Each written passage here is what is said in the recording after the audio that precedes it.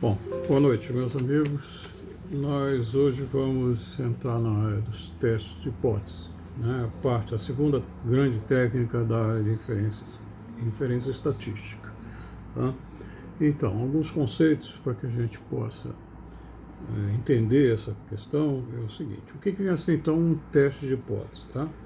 Um teste de hipótese é uma técnica estatística que é utilizada, né, para a aceitação ou não de uma hipótese estatística, né, sobre uma característica populacional a partir dos valores obtidos de uma amostra da população. Tá? Basicamente isso. Então, essa hipótese é uma declaração sobre essa estatística, essa característica populacional que precisa ser validada, ou seja, a gente precisa identificar se ela tem sustentação para ser considerada verdadeira ou não, ok? Bom, uma hipótese estatística, então, é uma afirmação ou uma conjectura, né, sobre um parâmetro, né, ou sobre mais de um parâmetro, né, mais de um parâmetro de uma população ou sobre o tipo dessa população ou a natureza dessa população. Alguma coisa que diga alguma coisa sobre a população ou sobre algum parâmetro dela. Tá? A técnica, em princípio, é testar uma hipótese, é a gente buscar, na realidade, né, um conjunto de evidências que nos permitam rejeitar essa hipótese, tá? Ou não rejeitá-la. Né? A gente costuma, no vernáculo, chamar a não rejeição de aceitação. Tá? Então, aceitação como essa hipótese sendo uma afirmação verdadeira. É isso que a técnica busca. Né? Então, testar significa buscar evidências na realidade de que ela seja verdadeira. Tá bom? A gente pode encontrar ou não encontrar. E o conceito de evidência, né? A evidência para a rejeição de uma hipótese significa que, em uma primeira observação da realidade, né, uma amostra dessa realidade, uma primeira observação da realidade, a probabilidade de que essa hipótese, essa conjectura, seja verdadeira, ela é tão pequena que o pesquisador não acredite que ela seja a expressão da realidade. Não, ou seja, a probabilidade de que aquela hipótese seja verdadeira é tão pequena que a gente acha que não é verdadeira. Então, isso aí seria uma evidências para que você rejeitasse essa hipótese. Tá? Ok? Então, essa ideia de buscar evidências seria com esse mistério. Bom, uma estatística de teste, né, é a variável aleatória definida no âmbito da amostra, né, e essa variável é o estimador do parâmetro especificado na hipótese estatística. Né. Esse parâmetro, esse estimador, o valor dele, então, vai ser utilizado para a determinação da decisão do pesquisador a ser tomada em um teste de hipótese. É esse valor do estimador na amostra que te permite, então, tomar a decisão. Ok? Bom, as hipóteses envolvidas, né, sempre são duas hipóteses que estão envolvidas num teste de hipótese. Uma delas chama-se hipótese nula, e a gente apresenta com o símbolo H índice zero, ou seja, o H0 é a hipótese nula. Né? O zero está ligado ao termo nula. Né? A hipótese nula, então, é a hipótese estatística que ela é submetida ao teste, a teste, né, na verdade. Você testa a hipótese nula, testa em que sentido? Em saber se há evidência de que ela seja verdadeira. Né? Bom, contraposto a isso, a gente tem a hipótese alternativa, que a gente representa com H1, ou HA, ou HE, que a gente vai ver um pouquinho a seguir. Né? Essa hipótese alternativa é a hipótese estatística contraditória da hipótese nula, que será aceita como verdadeira caso o teste rejeite a hipótese nula como verdadeira. Então, sai a hipótese nula de cena e aí você tem a alternativa no lugar dela, que vai então ser aceita como verdadeira. Tá? Essa hipótese alternativa ela é também chamada de hipótese experimental, em virtude de, em geral, nem sempre, mas em geral, ela é a hipótese que representa o entendimento do pesquisador sobre a realidade. Muitas das vezes é uma hipótese de diferença ou qualquer outra coisa semelhante. Né? Então, mas é a hipótese como se fosse a hipótese do pesquisador. Né? Ou seja, essa hipótese ele guarda com ele e bota a outra no fogo. Se a outra não tiver evidência de ser verdadeira, ele diz, ó, essa daqui é verdadeira. Tá? Bom, toda hipótese é construída a partir de uma variável de teste. É o tal do θ-chapéu, ou seja, quando você tem um parâmetro amostral, que a gente entende que é o parâmetro populacional, que é um parâmetro que a gente representa genericamente pela letra θ, né, minúscula, você na amostra tem uma construção amostral que é do mesmo tipo dessa construção do θ na população. E essa construção da amostra é o estimador para esse parâmetro θ. Então, é o que a gente chama do θ-chapéu. Ok? Então, a variável de teste é algo de dentro da amostra, estimador do parâmetro que está constituído na hipótese nula. Ok? Então, essa variável de teste ela funciona como um estimador do parâmetro populacional, gerando, então, um intervalo de confiança para esse parâmetro que vai funcionar como um referencial para a gente aceitar ou rejeitar a hipótese que está em teste. Ok? Bom, as hipóteses podem ter lateralidade, né? Ou seja, então uma hipótese unilateral é definida como uma hipótese unilateral direita, também pode ser esquerda, mas a direita é uma hipótese nula que declara que o valor do parâmetro populacional não ultrapassa um valor de referência. O parâmetro seria no máximo igual àquele valor. Tá? E a hipótese unilateral esquerda declara que o valor do parâmetro é no mínimo igual ao valor de referência, ou seja, ele é daquele valor para cima, tá? Na realidade. Então, se essa hipótese nula unilateral esquerda for verdadeira, não valem valores menores do que essa referência. Tá? Se a gente chegar a valores menores que essa referência, então não há evidência de que a hipótese unilateral esquerda seja verdadeira. Então a gente fica com a hipótese do lado direito, que é a alternativa. Tá?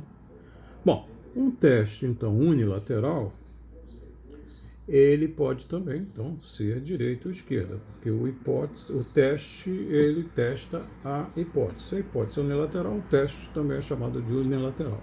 Então um teste unilateral de hipótese, né, unilateral direito, ele é assim se o valor assumido pela estatística de teste for significativamente maior do que o valor estabelecido por parâmetro populacional na hipótese nula.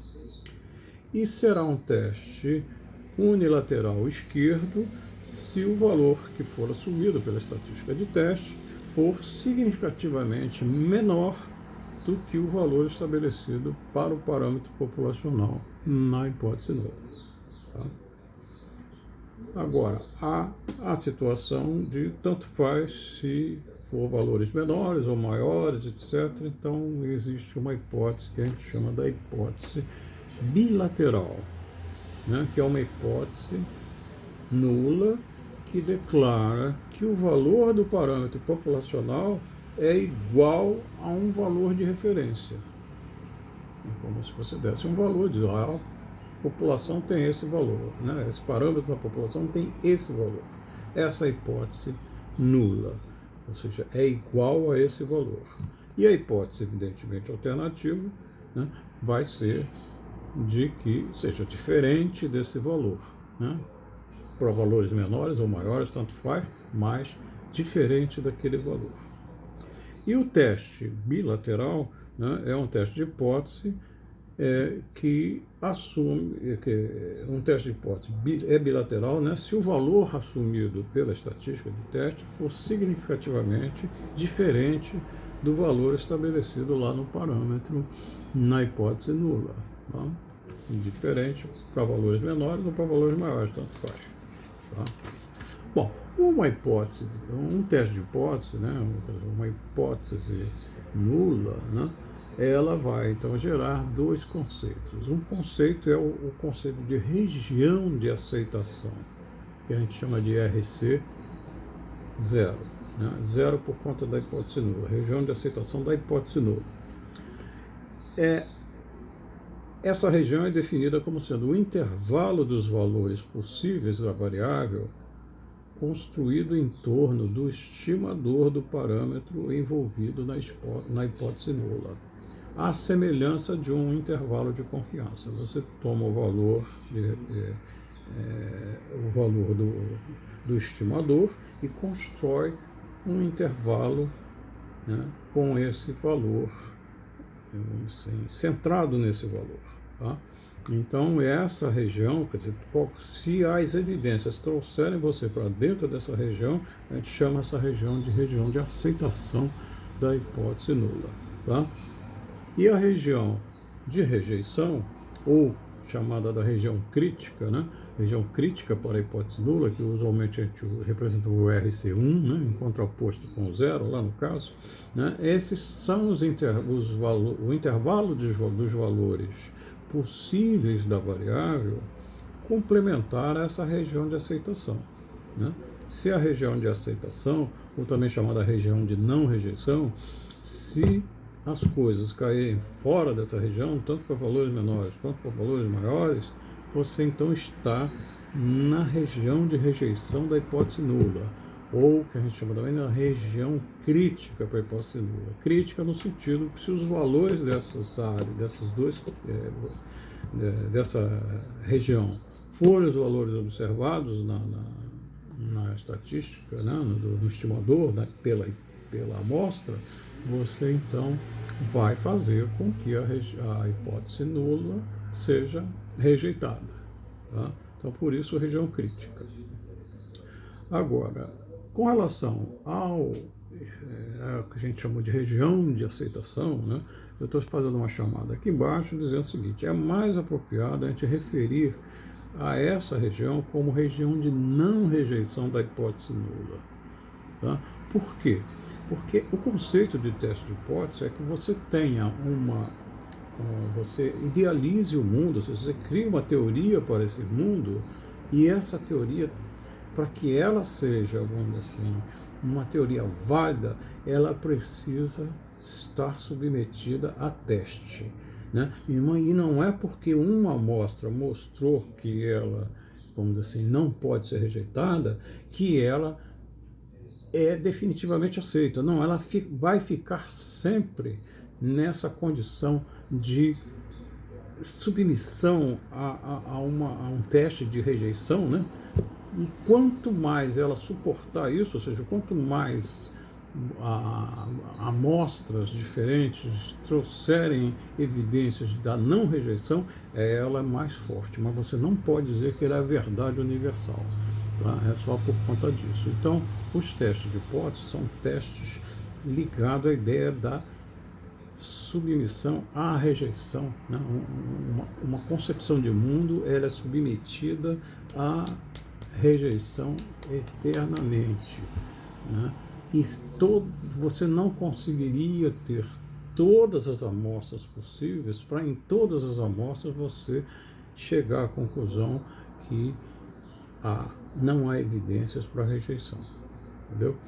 Então isso é uma coisa muito forte, né? Essa é um conceito filosófico que foi, vamos dizer, estabelecido pelo Popper, né? No início do século XX, ele então construiu essa ideia de falseabilidade. A hipótese nula, ela está sempre nessa condição de falseabilidade, quase que sempre tentando se puxar o tapete dela, e enquanto ela se resistir, ou quanto mais a resistir, mais evidências existem de que ela não pode ser rejeitada, ok? Mas ainda assim pode ser que você não chegou ainda a uma situação, a um caso, a uma amostra que mostre que ela não é universal, quer dizer, que ela é falseada em algum ponto dessa realidade, né? Através de uma amostra. Bom, então é essa ideia de que a região é a região de aceitação. Bom, então a gente pode entender que sempre, né, uma hipótese, quanto posta em teste, né, ela pode ser rejeitada e ela pode não ser rejeitada, né? Agora, ela pode ser verdadeira ou ela pode ser falsa, ok? Então, com isso daí surge a concepção de que existem alguns erros possíveis na tomada de decisão do pesquisador, né, em um teste de hipótese, né? Então, a hipótese, a realidade pode ser, quer dizer, uma hipótese nula, na realidade, ela pode ser verdadeira. Você não sabe, mas ela pode ser. Ou ela pode ser falsa. Essa é a realidade. Não pode ser outra coisa além dessas duas aí. Ou ela é verdadeira ou ela é falsa. Ok? Bom, isso com relação à hipótese. Mas com relação à decisão a ser tomada, você vai tomar a decisão de não rejeitar a hipótese nula, diríamos aceitar a hipótese nula, tá? Ou então de rejeitar essa hipótese nula. Tá ok? Bom, essa ideia de não rejeitar a hipótese nula, né, essa chamada aqui que a gente vai fazer agora, ela significa o quê? O pesquisador iniciante ou desavisado costuma se referir à não rejeição como aceitação e diz que a sua decisão é de aceitar a H0, a hipótese nula, como verdadeira. Tá? E a gente está dizendo que o termo mais correto seria a não rejeição da hipótese nula. Ok? Bom, então, com relação à rejeição da hipótese nula, a gente então também diz que a expressão rejeitar H0 significa então rejeitar H0 como verdadeira. Tá? Isso que significa isso aí. Bom, agora, quando você cruza essas duas situações, ou seja, da veracidade da hipótese, da realidade, né? A questão da realidade, a questão da decisão que você vai tomar, você tem 4 campos aí, né? Ou seja, esses 4 retângulos aqui são as possibilidades da realidade ser verdadeira e você tomar a decisão de não rejeitar, a ser verdadeira e você rejeitar, ou então a hipótese nula ser falsa e você aceitar, não rejeitar, né? Ou você rejeitar a hipótese falsa. Então, com relação a isso, a gente tem alguns erros a cometer, né? O primeiro deles é chamado do erro tipo 1, que é o chamado erro de primeira espécie, né? Quando é que ele acontece? Ele acontece quando a hipótese nula é verdadeira e o pesquisador rejeita essa hipótese nula como verdadeira. Então, ele está cometendo um erro. Tá? Esse erro chama-se erro de primeira espécie, né? É uma verdade que é dita ser falsa, vamos dizer assim. Tá? A probabilidade do pesquisador cometer esse erro, ou seja, dizer que é falso uma coisa que é verdadeira, é o que a gente representa pela letra alfa, tá? Ok? Então esse é um tipo de erro. Rejeitar algo que é verdadeiro. Rejeitar como verdadeiro algo que é verdadeiro, né? O outro tipo de erro é você... perdão, só completando isso aí, a probabilidade desse erro de primeira espécie, né, ele representado pela letra alfa, né? Tá aqui. E esse alfa vai ser entendido dentro desse contexto do teste de hipótese como o nível de significância do teste. Tá? Quando você realiza um teste estatístico, você precisa explicitar qual é o nível de significância, ou seja, qual é a tua probabilidade máxima de cometer esse erro tipo 1, ou seja, rejeitar como verdadeira uma coisa que é verdadeira. Tá bem? Dito em termos probabilísticos, seria a probabilidade de se rejeitar a hipótese nula, dado que a hipótese nula é verdadeira. Tá bom? O outro tipo de erro é um erro chamado do tipo 2, que é o erro de segunda espécie, que é você não rejeitar, tá? Não rejeitar algo que é falso. Tá bom? Essa probabilidade aí é chamada probabilidade beta, né? O tipo 2, a probabilidade de ocorrer o tipo 2, a gente usa a letra beta para representar. O valor beta. Tudo os valores de probabilidade são valores entre 0 e 1. Né? Essas duas situações, elas são... ocorre uma situação dual com elas. Dual no sentido de quanto menos você trabalhar com o alfa pequeno, você vai aumentar o beta. E vice-versa. Se você aumentar o alfa, você diminui o beta. Tá? São coisas interconectadas, né? De formas, eu diria até independentes, né? Não é mexendo em uma, a partir de uma você não consegue calcular a outra. Tá? Então, e elas são como um cobertor curto. Quando você, aquela história, você cobre a cabeça, descobre o pé, e quando você cobre o pé, descobre a cabeça. Ou seja, se você melhorar o erro tipo 1, você piora o erro tipo 2, e vice-versa. Tá? Bem, esses dois tipos de erro, né? Erro 1 e erro 2, eles vão estar sempre presentes no teste de hipótese. Por isso que a gente precisa especificar a significância do teste. Bom,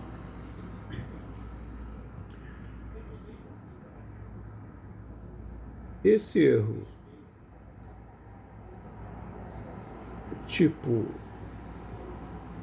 1, que a probabilidade é alfa, ele tem o contraposto dele, a negação dele é você não rejeitar algo que é verdadeiro. Tá? Se a probabilidade de rejeitar algo como verdadeiro, que é verdadeiro, a negação disso é você não rejeitar a hipótese nula como verdadeira, dado que a hipótese nula é verdadeira. Então você não teve um erro, você teve uma decisão correta. Tá? Essa decisão correta é representada então como 1 menos alfa, já que a soma dessas duas probabilidades tem que ser igual a 1. Ou você fica do lado de cá, ou você fica do lado de lá, quando a hipótese é verdadeira. Ok? Então, e se você se lembra, esse 1 menos alfa foi aquele valor que a gente usou de probabilidade para aquela parte central da distribuição, né, do intervalo de confiança, quando a gente falava de intervalo de confiança. Tá?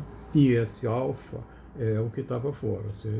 No caso dos testes de hipótese, a gente foca nesse alfa, ou seja, nessa coisa do lado de fora, que é a possibilidade de você rejeitar uma hipótese verdadeira, dado que rejeitar como verdadeiro algo que é verdadeiro. Tá? E a outra decisão correta é você rejeitar algo que é falso. Então, corretamente. Se o teste te permite rejeitar algo que precisa ser rejeitado, que é falso, então você está tomando a decisão correta. Então, esse nível da hipótese nula ser falsa, você também tem essas duas situações como uma negação da outra. Então, se aqui a gente está usando a probabilidade beta para representar esse acerto, esse erro tipo 2, então esse outro lado aqui é 1 menos beta. Tá? E esse 1 menos beta é chamado do poder do teste. Tá? Ou seja, o teste é tão mais poderoso quanto mais provável é que ele rejeite uma coisa que tem que ser rejeitada mesmo. Tá? Então, 1 menos beta é o poder do teste. Tá certo? Ok? Então, é isso daí.